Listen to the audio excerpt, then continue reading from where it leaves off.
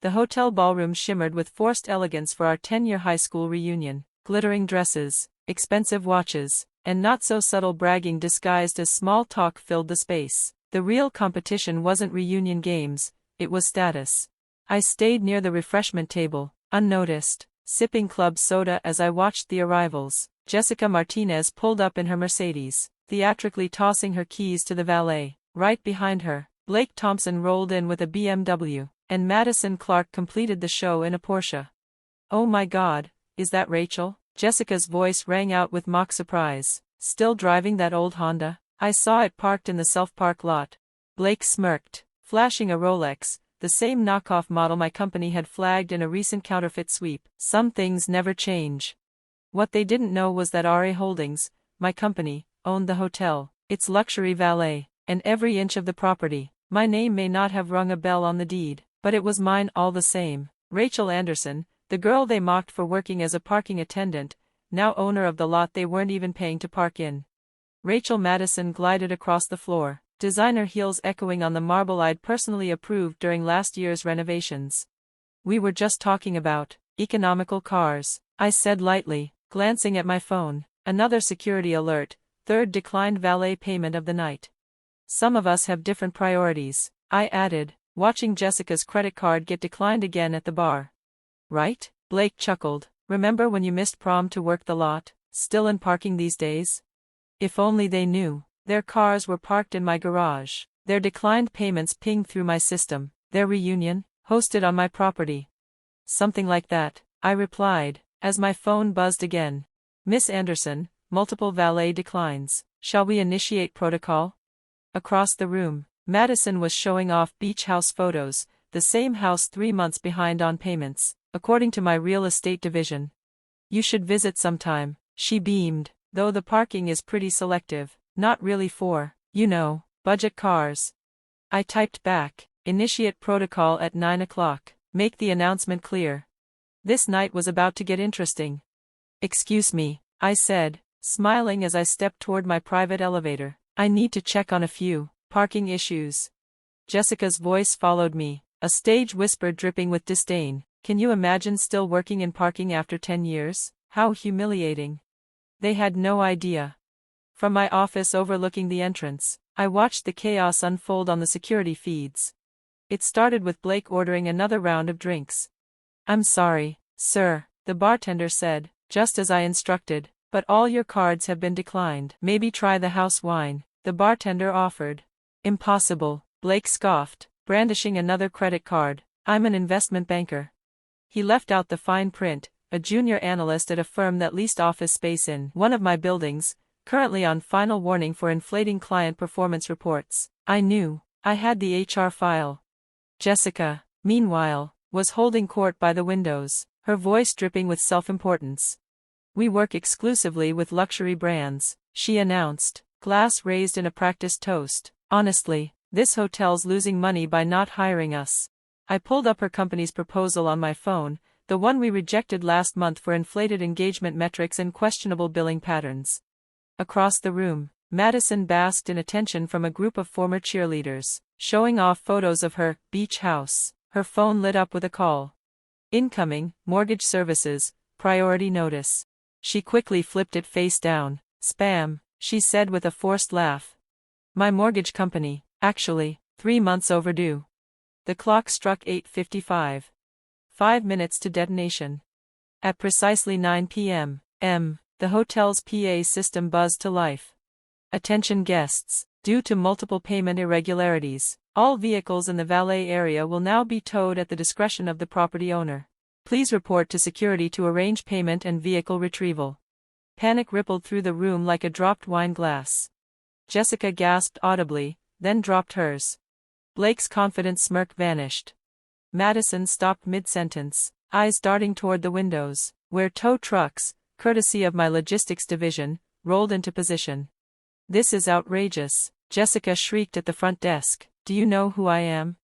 "Yes, Ms. Martinez," the manager said smoothly, reading from the script I approved. "Our system shows 3 declined payments and an unpaid bar tab. The owner maintains a strict policy." "I want to speak to the owner, now," Blake barked. "I'm an investment banker." I'll sue. Certainly, the manager replied. The owner is on site. Security will escort you to the executive office. From my private office, I watched them on the security feed. Jessica tried to fix her influencer smile. Blake straightened his knockoff tie. Madison furiously scrolled her phone, deleting beach house posts before the truth caught up. Send them up, I messaged security. Let's see if they remember the girl in the parking vest. Moments later, the elevator doors opened. They stepped into my office, and froze. Welcome to my hotel, I said, standing to greet them. Shall we talk about your unpaid balances? Their expressions? Priceless.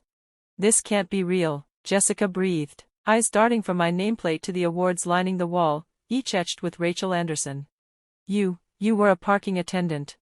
I managed parking, I corrected, tapping the display behind me. Their financial records lit up the room. Now I manage properties, including this hotel, the garage you parked in, and the office where your luxury marketing firm is 3 months behind on rent. Blake's jaw tightened as I brought up RA Holdings' portfolio, market valuation, commercial assets, lease history. More valuable than your entire firm's portfolio, I said casually. Also, your lease is up next quarter, just a heads up. I turned to Madison. My system flagged your beach house photos as stolen real estate images, but don't worry, the mortgage default notices on your actual condo are very much authentic. She sank into the nearest chair, silent. 10 years ago, I handed them valet tickets with a forced smile.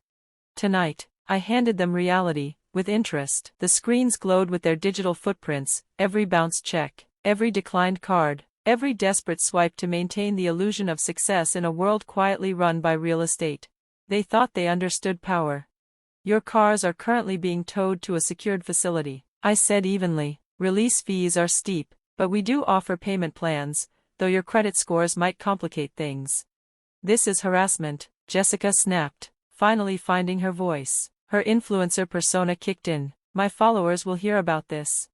Your followers? I pulled up a client list on the screen. You mean the ones you bought through that Indonesian bot farm? The one that leases bandwidth from my server warehouse? Jessica fell silent. Blake stepped in, trying a more reasonable tone. Rachel, come on, we can work something out. My firm deals with high-level real estate investment.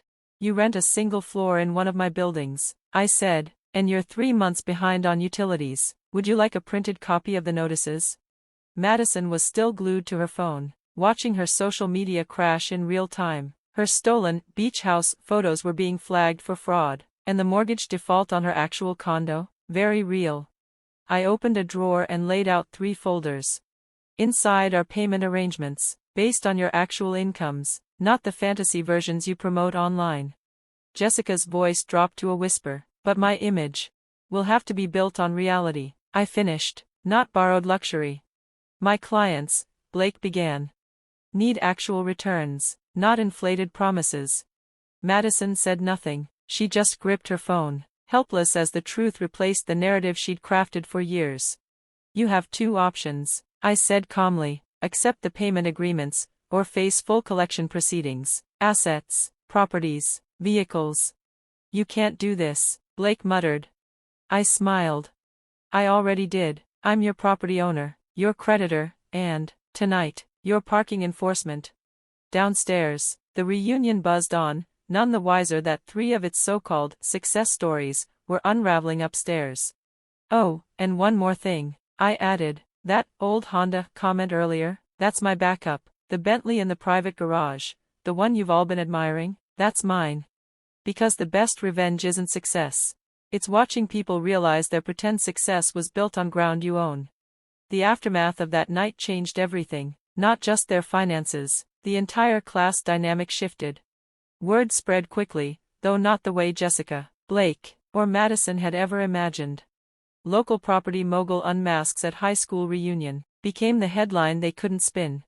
Instagram perfect facades crumbled under the weight of repossessions and revelations. Their feeds told a new story, one they didn't control. A month later, I sat in my office reviewing their progress. Jessica's marketing agency had been downsized to a modest office in one of my lower-tier properties. Her new title, Social Media Associate.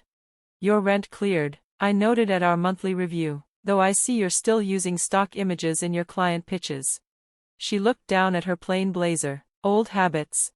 Blake's firm had moved him to compliance. The fake Rolex was gone. He now wore a Timex and took the bus. Parking fees are current, I said. Security mentioned you're carpooling now. Public transit builds character, he muttered, not meeting my eyes.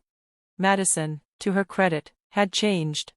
She'd moved into one of my mid-range residential units. The beach house fantasy was gone. Her posts now shared budgeting tips and honest reflections. Your mortgage restructuring is on track, I told her, and your recent content on authenticity, surprisingly engaging. Turns out truth resonates more than lies, she said quietly. The real surprise came at my property firm's annual gala. I was keynote speaker, the theme, building real success. In the general admission seats sat a few familiar faces, more attentive than they'd ever been in high school. Success, I told the audience, isn't about where you park your car, it's about what you've built. Sometimes, from the parking lot up. As applause rippled through the room, my phone buzzed. Tow alert, one more luxury vehicle, this one belonging to our former class president, was being hauled from another delinquent lot. Should I schedule a payment meeting? My assistant asked. Yes, I said, smiling, and pull their social media archive. Let's see what else needs restructuring. Because in the end, they finally understood. While they were posting about success, I was owning it. And unlike their credit cards, that will never be declined.